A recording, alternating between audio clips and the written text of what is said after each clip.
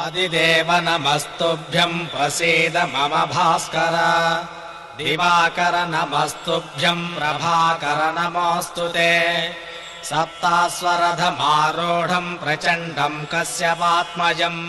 ఆదిత్య హృదయం గతంలో జరిగిన పొరపాటు వలన శోకముతో నశించిపోకుండా రాబోయేటటువంటి భవిష్యత్తు గురించి చింత పెట్టుకోవలసిన అవసరం లేకుండా ఇప్పుడు వర్తమానంలో కార్యాన్ని ఉత్సాహంతో రూపకల్పన చేసి ధైర్యంతో ఎదుర్కోగలిగినటువంటి సమర్థతని బుద్ధి రూపంగా అనుగ్రహిస్తుంది. అందుకే చింతాశోక ప్రశమనం ఆయుర్వర్ధనముత్తమం. ఇది ఆయువుని పెంచుతుంది. ఇది మీరు చాలా జాగ్రత్తగా పట్టుకోవాల్సిందండి ఈ విషయాన్ని. శరీరమాద్యం కులు ధర్మసాధనం అంటుంది శాస్త్రం. అసలు ఈ శరీరం ఉందే భగవంతుడు చేసిన తమాషా. ఇది పెద్ద ఉపకరణం అండి. వేదాంతంలో ఇది చేసేటటువంటి ఉపకారం మహాద్భుతం. ఇది ఉంది కాబట్టి గత జన్మలలో చేసిన పాపములు నశించిపోతున్నాయి. అలా ఆలోచించండి, శోకం ఉండదు. కాబట్టి శరీరం అనేటటువంటిది ఉన్నది కాబట్టి గత జన్మలో చేసుకున్న పాపం దుఃఖం రూపంలో పోతోంది. ఇది ఉంది కాబట్టి కొత్తగా పుణ్యకార్యం చేస్తున్నావు. ఆదిత్య హృదయం వినడానికి ఎలా రాగలిగావు? శరీరం ఉంది కాబట్టి. ఆదిత్య హృదయం మీద ప్రవచనం ఎలా చేస్తున్నాను? శరీరం ఉంది కాబట్టి. ఓ గుడికి ప్రదక్షిణం ఎలా చేస్తాను? శరీరం ఉంది కాబట్టి. దీనితో పూజ ఎలా చేస్తాను? శరీరం ఉంది కాబట్టి. ఆ శరీరం ఉంది కాబట్టి ఉపయోగించగలవు. అందున మనుష్య శరీరానికి ఒక అద్భుతం ఉంది. మనుష్య శరీరం అపారమైన పుణ్యం చేసి ఇంద్ర పదవికి వెళ్ళగలదు. నాకు పుణ్యము వద్దు పాపము వద్దు అని చెప్పి మంచి పనులు చేసి చిత్తశుద్ధిని పొంది జ్ఞానము వలన మోక్షాన్ని పొందొచ్చు. నేను శాస్త్రాన్ని నమ్మనని పాపపు పనులు చేసి కోట్ల జన్మలు తిరియక్కుగా వెళ్ళిపోవచ్చు. ఎక్కడికి వెళ్ళిపోయినా మధ్యలో నిలబడేటటువంటి కూడలి మాత్రం మనుష్య శరీరమే. ఇంత గొప్ప శరీరం లోకంలో ఏ ప్రాణికి లేదు. దీనికి వాక్కుంది. దీంతో ఏమీ చెప్పక్కర్లేదు. రామనామం చెప్పుకుంటే చాలు, శివనామం చెప్పుకుంటే చాలు. దీనితో భగవన్నామం చెప్పినంత మాత్రం చేత తరించిపోతున్నావు. కానీ ఏది పలకడానికి నామం ఉన్న ప్రాణి ఇంకోటి చెప్పండి. ఇదిగోనండి మనుష్యుడు కాకుండా భగవన్నామాన్ని ఇది చెప్పగలదు, ఇంకొక ప్రాణి లేదు. ఇదిగోనండి భగవంతుడి గురించి ఇది మాట్లాడుతుంది, ఇంకొక ప్రాణి లేదు. అంత అద్భుతమైనటువంటి శరీరాన్ని పరమేశ్వరుడు ఇచ్చాడు. ఇచ్చినప్పుడు ఈ శరీరానికి మితమైనది, సాత్వికమైనది, దైవర్పితమైనది, న్యాయార్జితమైనటువంటిది పదార్థాన్ని ఆహారంగా ఇచ్చి నిలబెట్టుకోకపోతే, ఇది పడిపోయిందనుకోండి, రోగగ్రస్తం అయిపోయిందనుకోండి, శరీరము ఉన్నది కానీ ఏం చేయగలదు? ఆయుర్దాయాన్ని అనుభవిస్తున్నాడు అంతే, ఉపయోగం ఏముంటుంది? కాబట్టి దీర్ఘాయుర్దాయము పాపి పొందుతాడు అన్న మాటకు అర్థం అన్ని వేళలా పాపాలు చేసి ఆయుర్దాయాన్ని పొందండి అని అన్వయం కింద చెప్పకూడదు. కానీ శరీరాన్ని రక్షించుకోవాలి. ఇది పరమేశ్వరుడు ఇచ్చాడు. దీనికి 100 సంవత్సరముల ఆయుర్దాయం ఇచ్చాడు. ఇది ఆరోగ్యంగా ఉండడానికి కావలసినటువంటి క్రమశిక్షణతో దీన్ని వాడుకోవాలి. ఇది కూడా ఒక పనిముట్టండి. ఒక గొప్ప రుద్రాక్ష తావళం నా దగ్గర ఉందనుకోండి, మా గురువుగారు ఇచ్చింది, ఎంత భద్రంగా చూసుకుంటాను.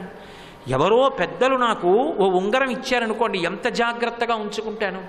ఎవరో ఒక మహాత్ముడు నాకు ఇంత విభూతి ఇచ్చాడనుకోండి, ఎంత జాగ్రత్తగా దాన్ని లలాటమునందు ధరిస్తాను. నాకు మంత్రోపదేశం అయిందనుకోండి, ఎంత జాగ్రత్తగా జపం చేస్తాను. భగవంతుడు కరుణించి కొన్ని కోట్ల జన్మల తర్వాత ఈ శరీరాన్ని ఇచ్చాడు.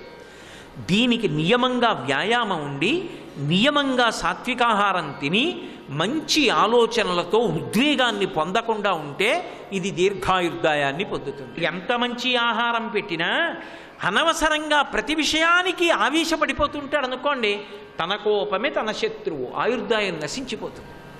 కాబట్టి ఆయుర్వర్ధనముత్తమం అన్న మాటకు అర్థం ఆదిత్య హృదయం చదువుకుంటే ఆయుర్దాయం వస్తుందండి కాదు.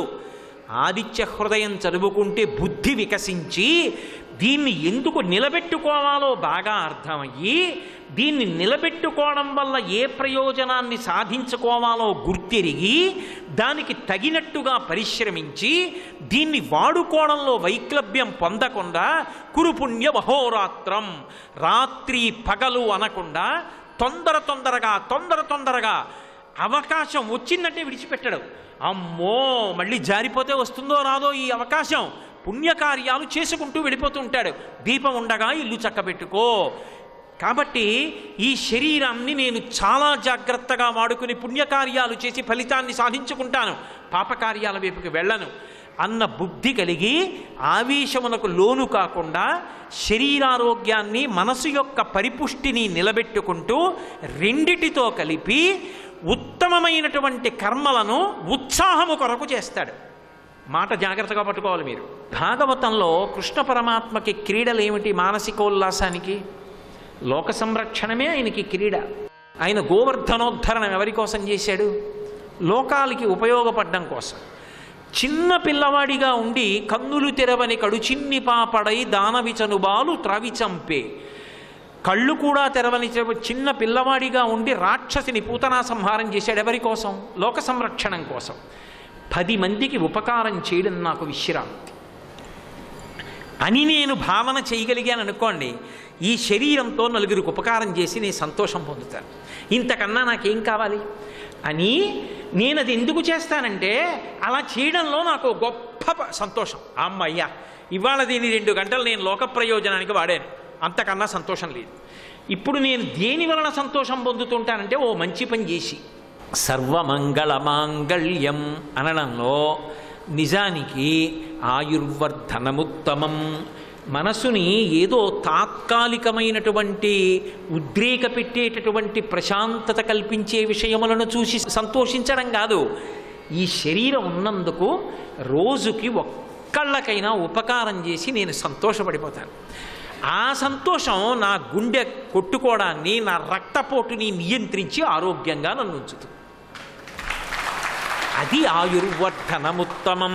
ఆదిత్య హృదయం వైపు నుంచి మహర్షి ప్రతిపాదన చేసేది ఏది అంటే, నీ బుద్ధి మారి మంచి ఆలోచనలు కలిగి పక్కవాడు పాడవకుండా, నువ్వు పాడవకుండా, ఇద్దరూ సంతోషంగా ఉండేటట్టు శతాయుష్కుడవుతామని మహర్షి చెప్తున్నారు. కాబట్టి తతో యుద్ధ పరిశ్రాంతం సమరే చింతయా స్థితం రావణం చాగ్రతో దృష్ట్వా యుద్ధాయ సముపస్థితం దైవతైశ్చ మహాగమ్యా ద్రష్టుమభ్యాగతోరణం ఉపాగమ్యా బ్రవీద్రామ అగస్త్యో భగవాన్ ఋషి రామ రామ మహాబాహో శృణు గుహ్యం సనాతనం ఏన సర్వాన్ నరీన్ వత్స సమరే విజయిష్యసి ఆదిత్య హృదయం పుణ్యం సర్వశత్రు వినాశనం జయావహం జపే నిత్యం సర్వపాప ప్రణాశనం ఆయుర్వర్ధనముత్తమం. ఈ ఫలితాలన్నింటినీ మొట్టమొదటి పీఠిక కింద ఆయన పరిచయం చేశారు. ఆదిత్య హృదయాన్ని పరిచయం చేస్తూ ఇదంతా కూడా రామచంద్రమూర్తికి, ఇప్పుడు రామచంద్రమూర్తికి ఎంత అవసరమో, ఇది ఇతరులకు ఇంతకాలం ఇవ్వలేదు. ఈ గుణాలతో నువ్వు ఉన్నవాడివి మహాబాహు, అందుకుని నీకు ఇవ్వాలి. నువ్వు లోకానికి పనికొస్తావు, రావణ సంహారానికి ఇప్పుడు నీ యందు ఈ దీప్తి కలగాలి. ఇవన్నీ ఇవ్వగలిగినటువంటిది అశ్వినీ దేవతల యొక్క వైద్యశక్తిను, స్కందుడి యొక్క తేజస్సును, వాయువు యొక్క ప్రసన్నతను, లేదు బ్రహ్మగారి యొక్క సృష్టిశక్తిను, విష్ణువు యొక్క స్థితిశక్తిను, శివుని యొక్క జ్ఞానమును, పరదేవత యొక్క అనుగ్రహ శక్తిను ఏదంటావో అవన్నీ సూర్యుడిలో ఉన్నాయి. ఆయన ప్రత్యక్ష దైవం. నువ్వు ధ్యానం చెయ్యక్కర్లేదు, ఇలా ఒక్కసారి ఆయన వంక చూడు. స్నానం చెయ్యడానికి అవకాశం లేకపోతే ఆచమనం చెయ్యొచ్చు. కాబట్టి త్రిరాచమ్య శుచిర్భూత్వా 3 మాటలు ఆచమనం చెయ్యి. దీన్ని జపం చెయ్యి. జపం చేసి రథం ఎక్కువ, రావణ సంహారం అయిపో. ఇది మహర్షికి నమ్మకం వేదమంత్రం మీద. వేదంలోంచి ఉద్ధరించి ఇస్తున్నాడు అగస్త్య మహర్షి. ఇప్పుడు రాముడు నమ్మాడు, చేస్తాడు, బాగుంది, రథం ఎక్కుతాడు. ఉండాలా వద్దా అగస్త్యుడు?